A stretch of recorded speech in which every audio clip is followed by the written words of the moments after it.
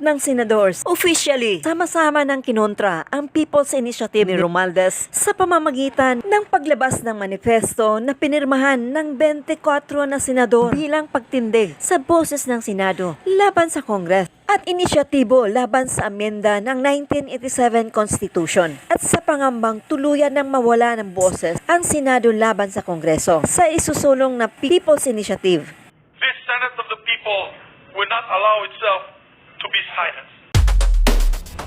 Target ng Senado, naggagawing joint voting ng Senado at Kongreso sa susunod na pag-amenda ng saligang batas. Ayon pa sa manifesto, kung papayagan ang joint team para sa Constituent Assembly ng Senado at Kamara, posible raw masisira ang bansa.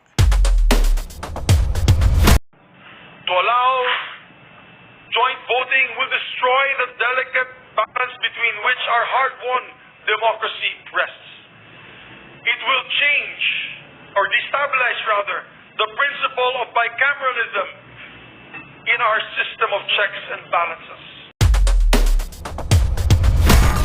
Mga pangambang kinatatakutan sa term limit sa mga opisyal at sa mga proteksyon na kapag hindi raw pakikinggan ang Senado sa panukalang pag-amyenda ng konstitusyon.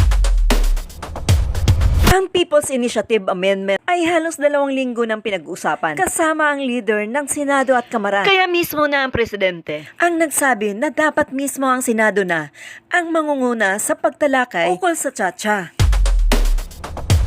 At dahil sa economic revision sa ating konstitusyon, ito ang dahilan. Kaya naghain si Zubiri ng isang resolusyon para amindahan ito na ayon sa Senado na dapat sundin ng taga-Kamara ang kasunduang ito.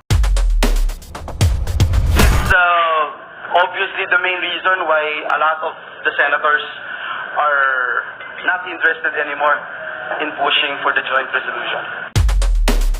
Samantala, itinanggi ni House Speaker ang bayaran sa perma na magkasama sila ng presidente at si Zubiri sa isang event sa Malolos, Bulacan sa ika-25 anniversary ng unang Republika ng Pilipinas.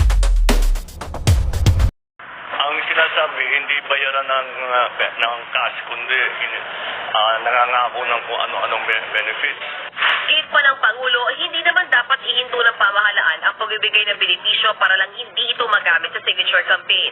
Kaya mas maiging ipaubaya sa COMELEC ang pagtutok sa People's Initiative. Tiwala rin daw si PBBM na hindi tatanggapin ng COMELEC ang mga binayarang pirma.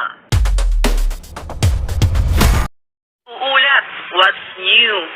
Sa hindi pa nakapag-subscribe, follow, and share. Huwag niyong kalimutan na tangkilikin upang patuloy na makapaghatid ako ng magandang balita